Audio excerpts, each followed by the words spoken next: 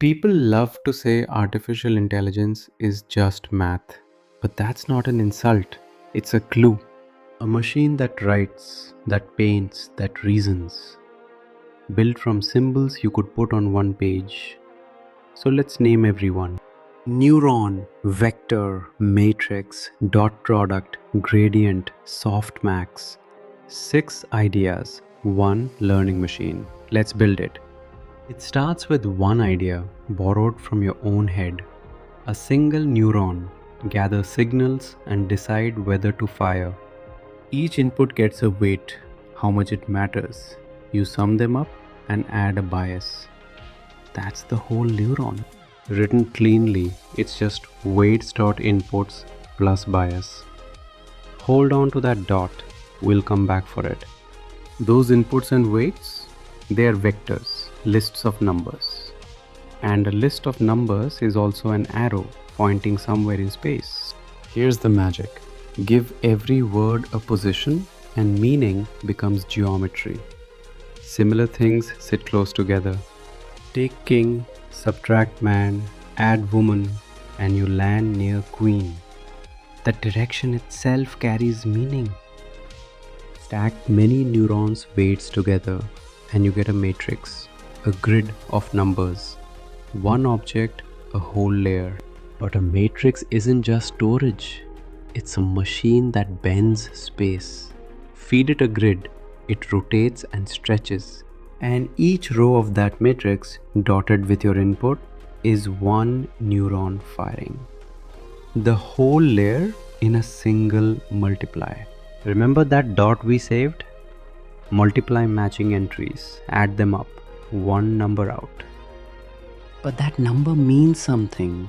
It measures agreement, how much two arrows point the same way.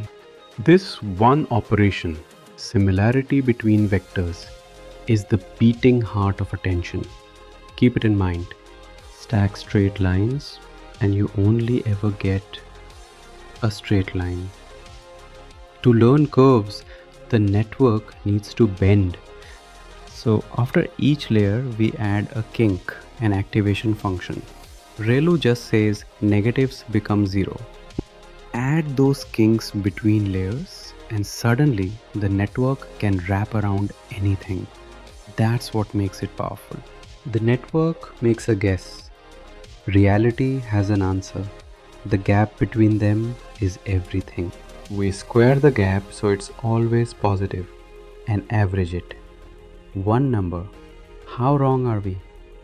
Now imagine every possible setting of the weights, each with its own wrongness. That makes a landscape.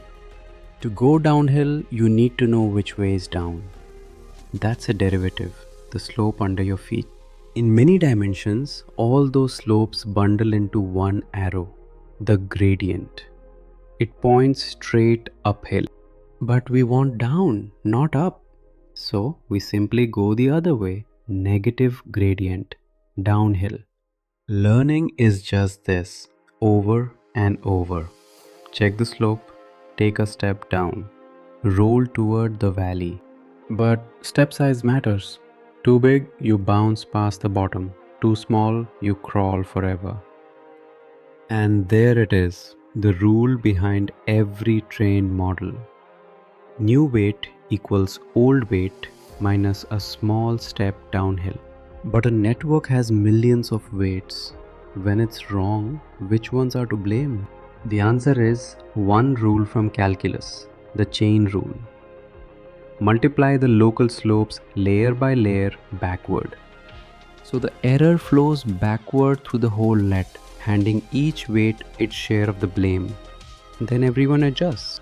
At the end, the network spits out raw scores.